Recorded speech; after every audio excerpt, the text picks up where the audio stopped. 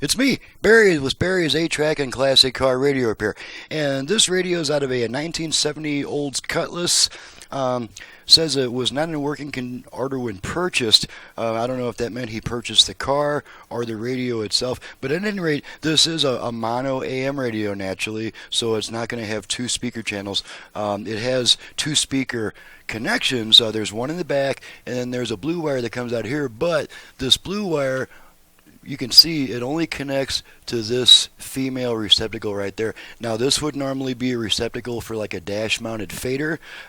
So at any rate, at this moment, the way the radio is now, there is nothing going to this terminal because that depends on the car's dash mounted fader.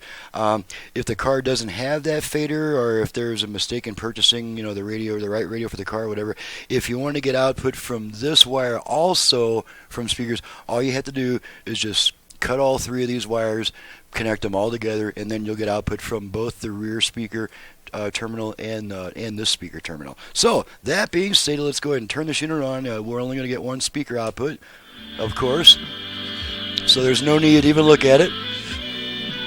If you want to see it, there it is, but there's not much to see. Okay, I'm just going to run down all the presets. I've got them all set to FM stations in my area. Seen some shortages. Want to hear from you. I have years of experience with clients. Whether you're one. Okay, now we're going to go to AM, which we do by turning the unit off and then right back on within about half a second. So here we go. Off, on. Okay, now we're on AM, and we get one strong station around the center of the dial.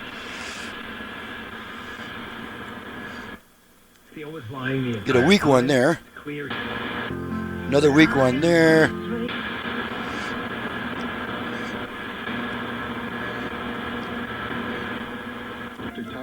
Okay, and there's our strong AM station. So there's nothing left to do. You can see that the light's working on this model. The light comes on when the radio turns on, like that.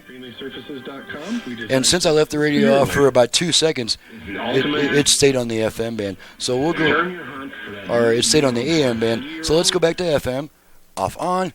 Now we're back on FM. It makes no sense to me to And use there's more our chemicals and to there's our treat the FM. more- So that completes a test. There's just not that much to test on an AM radio, in which the customers requested use of the original connectors because there's just not that much there to test. So she's ready to go. Incidentally, this comes from Jeff in Westlake, Ohio. So thank you very much, Jeff, for your business. And you guys have just seen what I can do to an old AM radio. I can add FM to it. On this particular radio, that's all I did do to it. That's all that was requested. So my phone number for paying, repair, or conversion work is 928-533-9666. My website is in the description below. Thanks so much for watching and listening. Thank you again, Jeff, for your business from Ohio, and we'll see you guys next time.